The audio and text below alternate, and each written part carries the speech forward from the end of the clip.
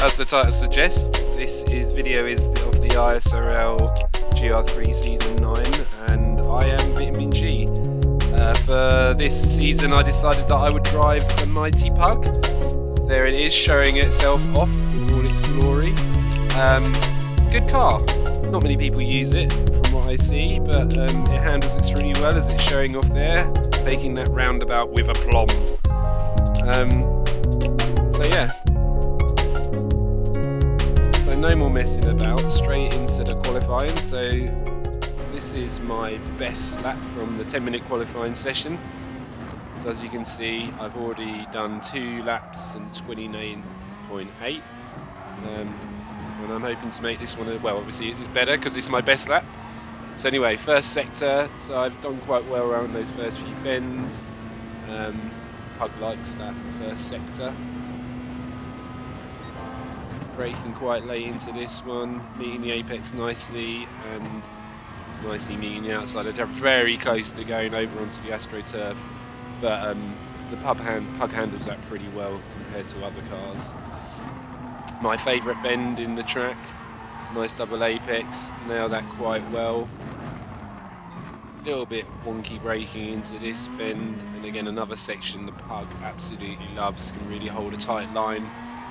And out nicely onto the curb, again brake late, down into first gear, nice little exit from there, and a little bit wide on the penultimate bend, but as you can see through the checkpoint I'm up, and I know this, at the time I knew this was an alright lap because I screwed the last sector in the previous 2. As you'll see when I cross the line, I think I gained more than a 10th over that final run up the hill. And at the time that put me second. There we go, 128.6 or 9.7. I was reasonably happy with that lap.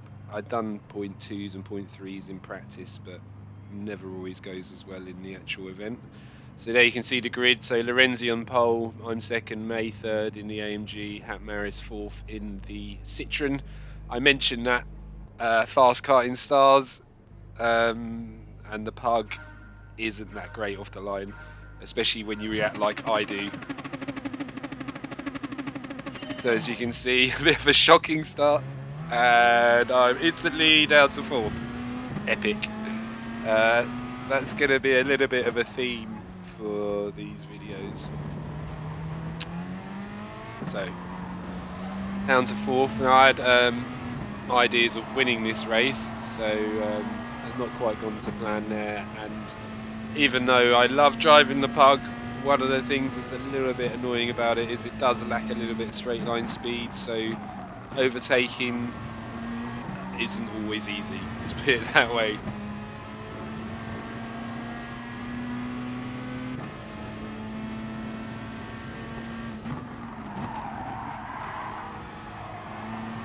You can already see that Lorenzi is stretching out a little bit at the front, and we're all running in a train at the moment with May at the head in that AMG.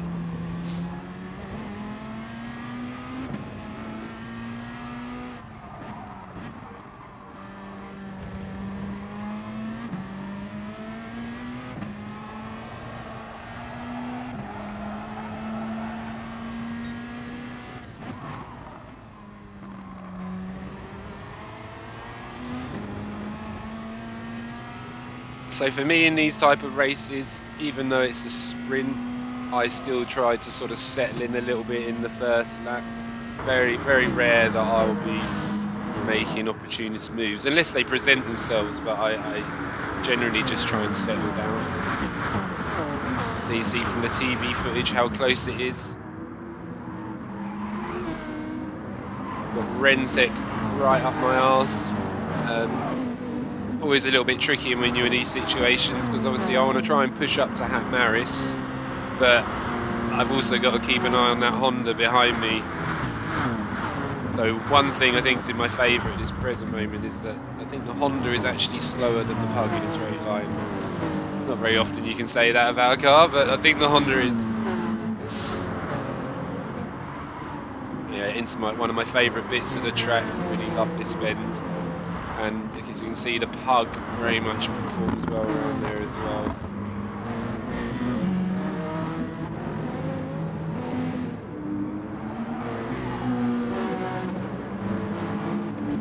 Love these TV views. You know, a bit of rearward camera from May's car. Again, one of my favourite views in the game. You really get to see how close the pack is behind, particularly third, fourth and fifth. Literally sort of 7, 8 tenths covering the three of us.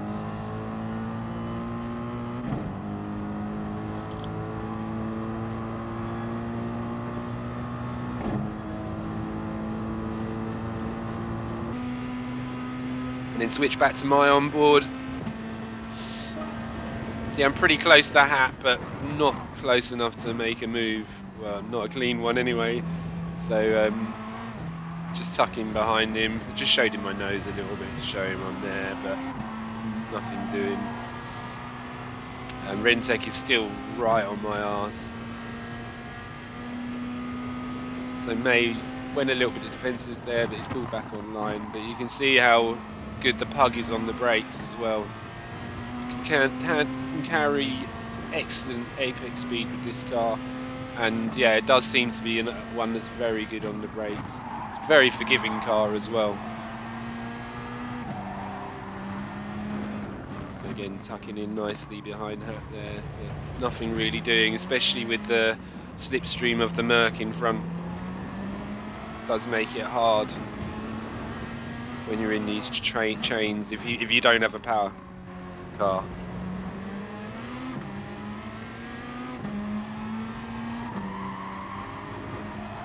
So just following Hat into the final bend now, braking and getting a nice smooth run through the apex, decent exit, and I've got what looks like a good run on the Citroen here, but as you'll see in the Delta, it's creeping down, sort of. No, yeah, a little bit. And you can see back from May's car how close I am. I actually brake a little bit too late there, and luckily the space opened on the outside for me to just go alongside Hat there a little bit. But no dramas. And then back into my onboard again. You see I'm getting a nice run in the slipstream, but I'm showing my nose, but there's really not an opportunity for me to pass there. Again, some people may lunge there, but it's not for me.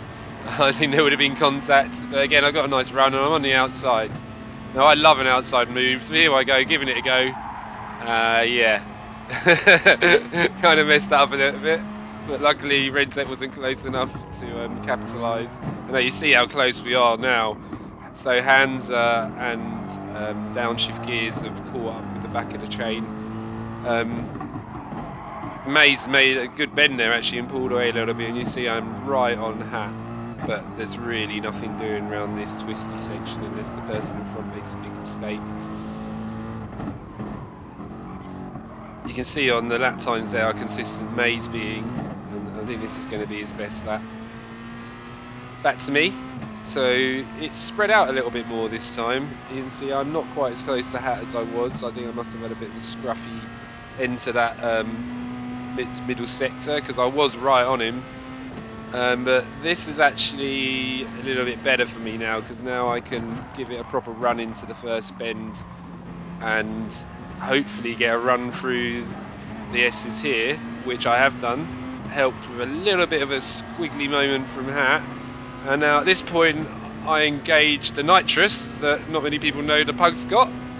And here I go, and that is an overtake in the Pug. Obviously massively helped by the run I got, and then the fact that I got May's slipstream, which enabled me to pull alongside and get past. I think Hat probably, once I got alongside, backed out a little bit as he saw I had the run. Very, very sensible driver is our Hat.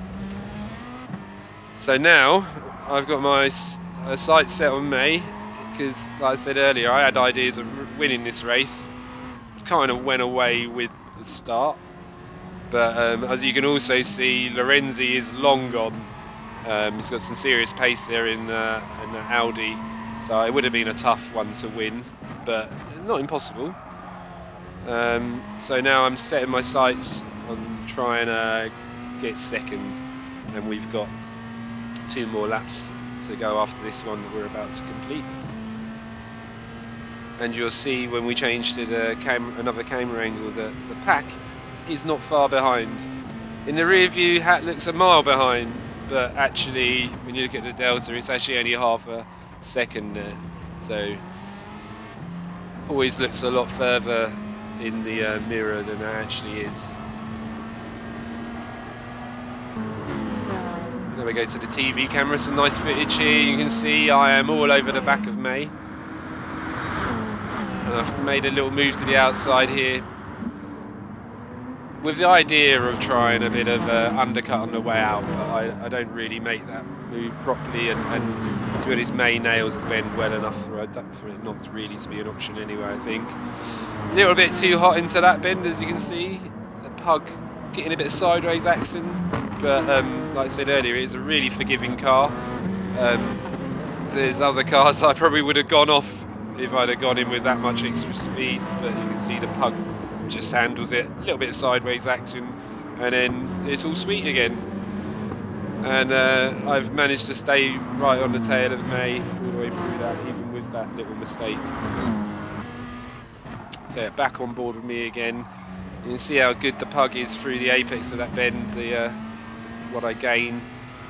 But now in the slipstream of the Merc, and even though that car hasn't got the slipstream like Hat had, it has a bit of a straight line speed advantage. So you can see I'm closing in, but I'm not really going to be able to make a move.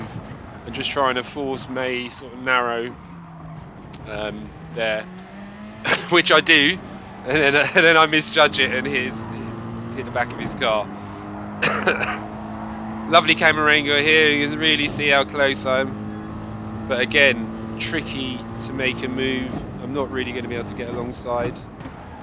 I tried the undercut like the previous lap, but I do it a little bit better this time, and just managed to get alongside for another go round the outside around this bend.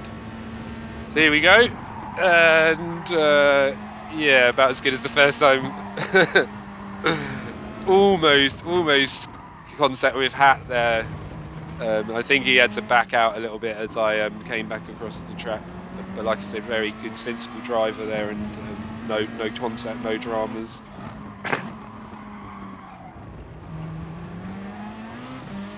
So now I'm just hoping that May makes a mistake in this final bend, so I can possibly get him on the run up the hill.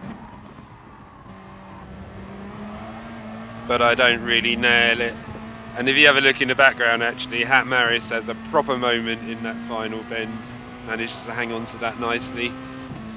But yeah, as you can see, didn't get a good run, so May's gonna take second and I'm gonna finish third.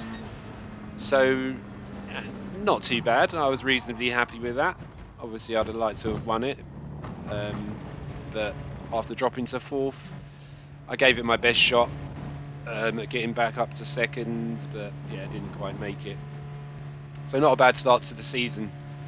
There'll be future videos coming showing the feature races and also the remaining sprint races from the season. So yeah, keep an eye out for that, and thank you for watching.